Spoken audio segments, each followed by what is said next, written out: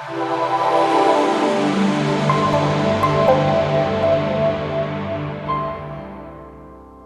right, and welcome to the M6P Back to Books for a very special Halloween episode, or Halloweenish anyway, where we'll be covering FrankenCastle. Super excited to talk about this one. Full disclosure, we went into it, none of us having read it, and we were just looking for some, B2B Halloween special.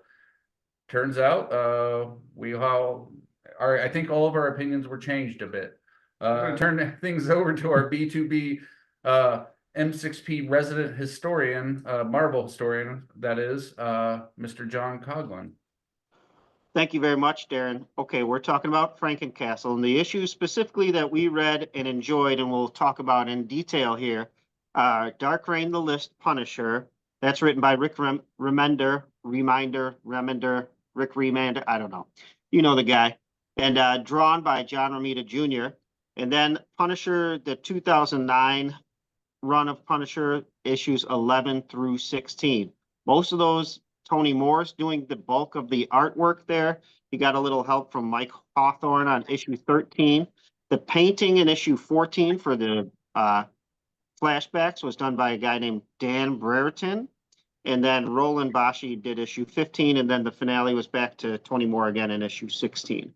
So this featured a lot of fun with the Legion of Monsters, a character named Hellsguard, who was a one-time assistant of Ulysses Bloodstone. If you want to call me the historian, I'll tell you, I don't know if this is his first appearance or if we might have seen him before. Obviously, I know who Ulysses Bloodstone is. I don't know about this Hellsguard character that seemed to have disappeared before the Marvel continuity started, so I'm going to guess this might have been our first look at this villain.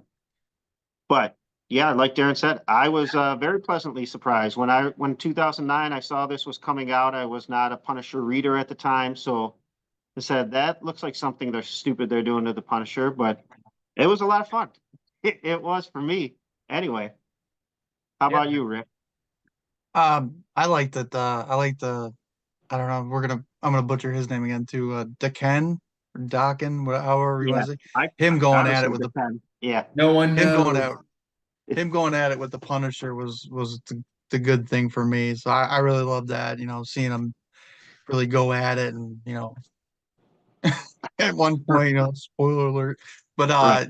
yeah, I mean that was great. I too went into it like I don't really know if I want to see the Punisher like Frankensteined up, and some of the art and some of the books goes kind of wonky.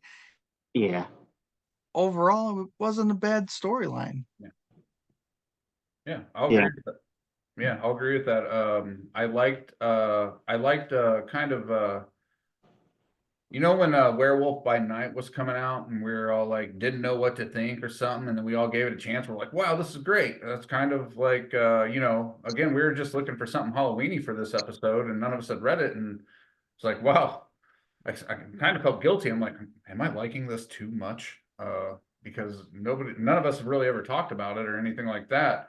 I don't read a lot of Punisher books. I don't read a lot of Marvel, even though we're posting a lot about it lately on the Facebook page. I don't read a lot of Marvel horror or anything. And I just thought this was very, it's hard to say well written or just done very well for what it was supposed to be. Same way with Werewolf by Night was from a visual standpoint, watching that. And I felt like that reading this, if that makes sense. Yeah, I agree. Thankfully the M6B has running those little snippets of the monsters of the MCU, or not the MCU, but the Marvel 616, because I'm not that familiar with who do we have? Morbius. I knew him from he's a Spider-Man villain, right? Werewolf by Night, we saw that movie. The Amphibian, the Living Mummy, some of these other characters. But what a cool underground world that was built in this little story too. Like they took over the Morlock tunnel, so you had that tied in. And it was just kind of like almost like an old, vigilante, gunslinger type of movie where he's like, I just want to be left alone. And then the kid gives him a Snickers and gets shot in the head. And he's like, now I have to avenge everybody. So, some little moloid was his only friend, stopped him from eating rats and gave him a Snickers. Frank, you're not yourself when you're a Frankenstein, so eat the Snickers. And then that kid gets killed by the Bushido science monster hunters of Japan. So it's funny, this is only what, 2009,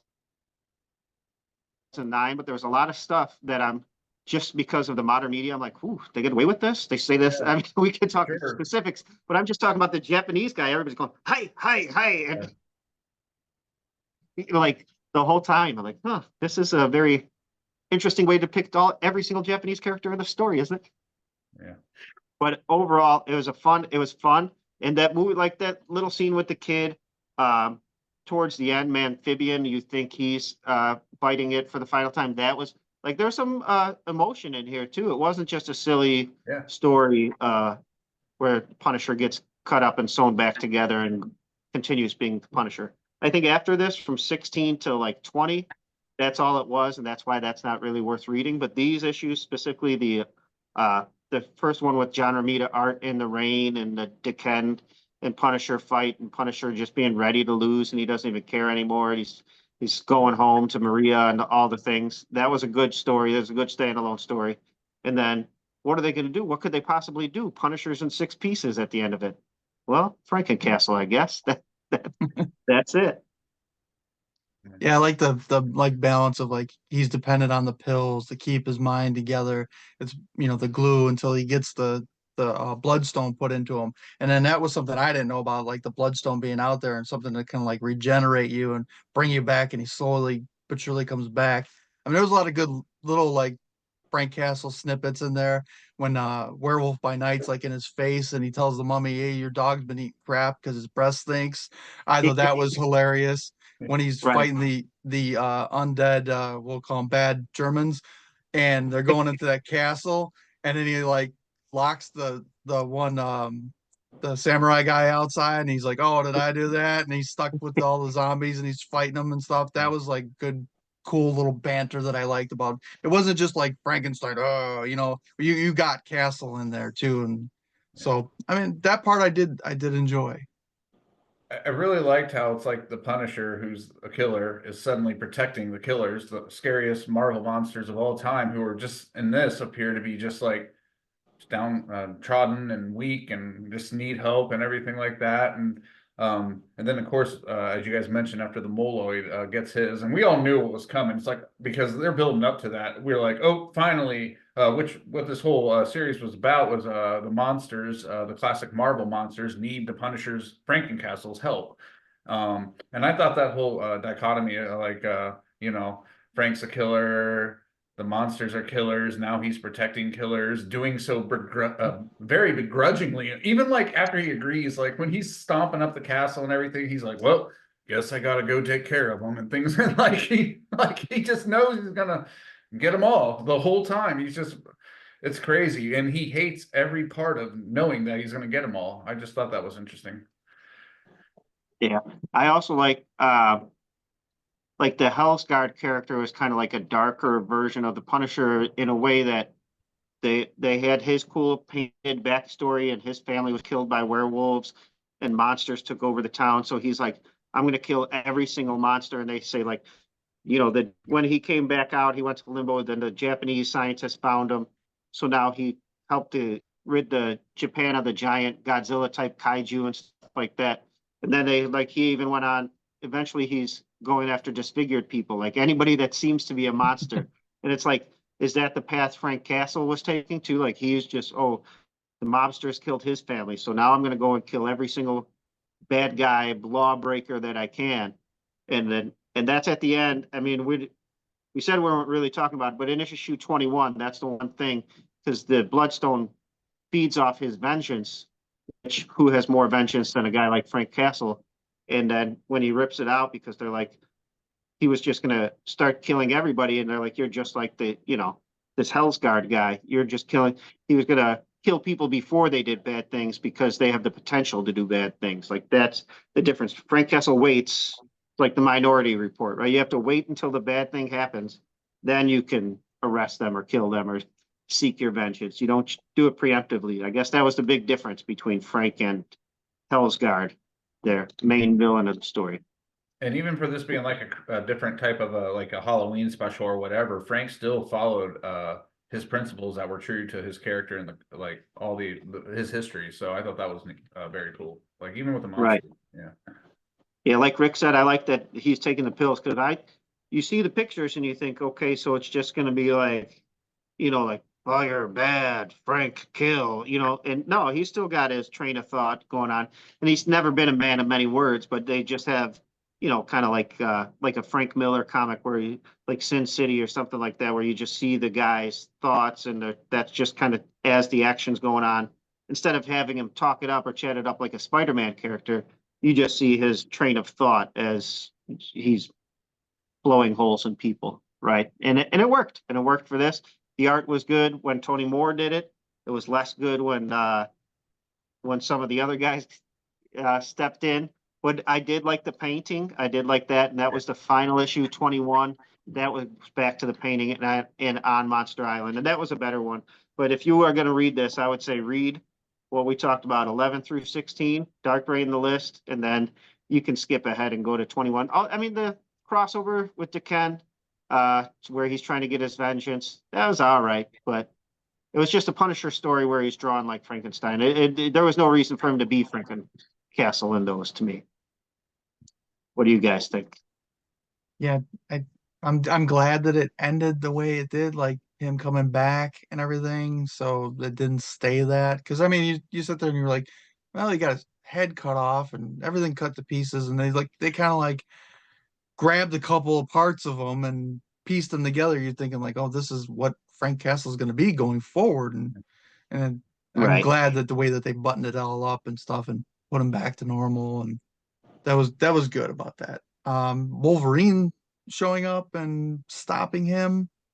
I, I the issues kind of blend together. Am I going too far ahead? I mean, that Um, was more than that was past the original story with the yeah. Legion of Monsters and stuff. So he But he showed up to kind of like Frank was about to get his revenge right, onto Ken, and Wolverine stopped him, and then all of a sudden it was like a big ado with that.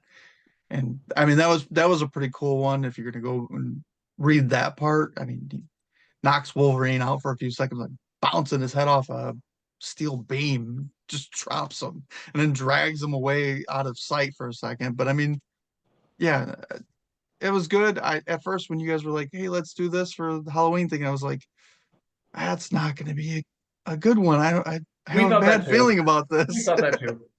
But I mean, right. it turned out to be good. I mean, Yeah, I enjoyed it. This might be a new Halloween annual read for me. I have my annual watches, but this might be an annual read for me. So I'm serious too. It was good. Yeah, I really wish they did more, and I'm trying to think. Maybe I can go. I'll probably dig around and see if there's anything, but I doubt Remender did it. But I really liked the Legion of Monsters, and I liked them taking over the underground tunnels. And it thinks like there's so much that can be done that could be Oh part yeah. of the 616. Like they took over the Morlocks.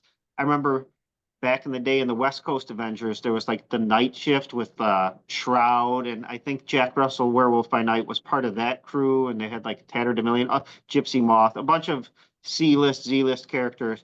But it would almost be cool to like put all of those together. Like you have the Living Mummy, you could probably even have one of a section of monsters in Egypt. You have Monster Island, like have an underground connected monster universe within the 6-1 that kind of ties to it, like the X-Men. The X-Men comics, you read them all day, and you don't need to read the Avengers to know what's going on in the X-Men, but sometimes a big major event happens. I think the Legion of Monsters could be a cool addition to it. They're just Marvel's version of Universal monsters from the movies. Yeah. And I guess you'd have to bring a different Frankenstein back, though. FrankenCastle is back to being just Frank Castle. But they could do that with somebody else. I'm sure they could do it with Moon Knight or something, Frank and Moon Knight. Yeah, they left out the monster of Frankenstein for obvious reasons, and then Dracula too, which was interesting because I mean he was still a classic, one of the classics in addition to Morbius, but they chose Morbius, which I thought was interesting. It was, yeah. And he was definitely drawn a lot different in these. I Oh, mean, he looked yeah, cool, but he yeah, I didn't was gonna look say I like didn't the recognize Morbius him at I'm used first. to. yeah. Yeah. Yeah. And he ends up being just like a sleazeball anyway. So out of Love Right. Monsters. So I was waiting. Imagine that. Speaking of sewers, John, I was waiting for Berman to show up. They're like, just bring him in for a second. Berman, bring him in there. Have FrankenCastle smoke him on his way Right. to his angry sewer hole. He's a monster. I mean, he's a monster-like creature, right? He's a rat man. He's a were-rat for sure. He could fit in with those guys or not because they were trying to be nice, civilized monsters and left alone. But All right. Well, I got a question for you guys. Jonathan, Hell's Guard right there. First off, that flashback episode was way cool. I was like, oh, they're changing things up. I was so excited. I was actually liking Frankencastle. And then we get to that point and I'm like, oh, what's going on here? And I kept reading and I was like, this is pretty good too. Wow. A cool backstory. And the whole way that they tied in with Henry, the hacker, Jigsaw's son. yeah, Which was, I was gonna mention that. That was interesting in all of itself that like one of the few people that Frank trusts is Jigsaw's son. Wow. And but it just turns into this whole like other story talking about the history and it's drawn by different artists. And I just thought that was such a clever approach. It kept me reading. I thought that was really cool. Not to mention that the whole that's a cool villain. If this is his first appearance, he's very steampunkish. Yeah. Right, very steampunkish. And like I was saying, if they kept going on with this Legion of Monsters, he's in limbo. I mean, you could put Magic as part of some kind of monster hunting crew in the MCU, right? I mean, she's half demon sometimes, and Limbo is where she, she draws her power and she teleports through and all of the things. And that's where this guy, his literal name is Hell's Guard. So he may be somehow guarding it, her from entering it. You could do tons of stories with these characters they introduced. And that's what good comics are. We talked about it when we were talking about the Fantastic Four, like when we did the Coming of Galactus. Like maybe the ending wasn't as exciting, but with comics, you want an ending that leaves you wanting more. You don't want to be totally satisfied. This was pretty good, though. This was pretty good standalone, but I still did want more. I wanted to see more Legion of Monsters, more Hell's Guard. This is a good villain, especially for FrankenCastle, because he's got kind of the same MO, like we said, same, just vengeance, distorted. As an action figure collector, I'm really surprised that they haven't made FrankenCastle as a figure. Yeah. Marvel right. Legends hasn't. I feel like it would do quite well. Horror, Marvel Comics. Yeah. Anytime you mix those two, especially with toys, it seems like it does fairly decent. So, yeah. Absolutely. You know what I was looking for, and I sketched it out. Maybe I'll send it to you, Darrin. You can put up the picture if I make it. But just a simple Punisher logo, and I just sketch out the Punisher logo, and then bolts on the neck and a couple of stitches across here, and then just make it green. There you go. Now you've got a FrankenCastle. Like that would be a cool T-shirt to have for Halloween. Yeah. But yeah, overall, I thought everything was great about this comic book. Again, I just wasn't expecting to have so much fun. We're just trying to talk about comic books and get some shows put out here and stuff, and we try to fit things when and where we can. And it was just a ton of fun. It got me wanting to kind of go learn a little bit more about the Marvel horror characters, even more so. I like how Werewolf by Night tied them all in too. And I actually wonder if when they were putting together Werewolf by Night, if they took if they kind of looked upon Frankencastle, not just that one, but some of the others. I mean, obviously they did, but like, I just feel like there's a lot of just same feels in there with those, just tying in everybody, all the different characters and things like that. So seemed to work. And Man-Thing. We didn't say Man-Thing at all. Yeah, so we did not. I just want to say Man-Thing on live. Hope we don't get that censored. So Amphibian was quite cool too, because like when they had him getting all pumped up, like he was so mad about his family, and then they put he gets his head blown off. And then later, I was like, wow, oh man, I thought he was going to do something cool. Well, he's dead. All right, subvert my expectations. And then they did it again because he's like, my brain's in the neck. He comes back. Like, oh, there were so many fun little moments like that in this too that we haven't even talked about. Just little things like that I was like, that's great. Right. It was good old fashioned fun, over the top. It was comics, goodness. It was violent. It was fun. It was funny when it needed to be. Yeah. It had those moments like that where you're like, oh man, I can't believe that. I actually like this little character. They killed him off, you know. Yeah, it had a little bit of everything. I really enjoyed it too. I would definitely recommend it if you need something to read this Halloween. For sure. The one dragon in the sewer, was that supposed to be, or their land, was that supposed to be like a wannabe Fing Fang Foom? Or was that him? He was all hurt, it was like horn was broken. Yeah. And then it dies very fast too, because doesn't Frank allude like the rest of your type of dragons all got killed easy or something like that? Or Right. The one Yeah. he rode to the Yeah. castle. And then got shot down one shot. Yeah, right. Yeah, that could be. Yeah, He that came could in with a definitely be. Gatling gun. And and the he's thing like, got oh well, it taken did out. its job. It did its job. And then he begrudgingly goes in to kill everyone, mad that he has to Yeah. do it Right. the whole time. What you Right guys after being played by Call of Duty zombies. Yes. yeah. But Hellsguard's like at the end all of a sudden Hellsguard's like, thank you for the mercy or something like that. And then Right. Frank's just like, mercy, and he just leaves. Leaves them in limbo or Limbo, yeah. good stuff. All right, thank you all for joining us. And until next time, make yours the M6P.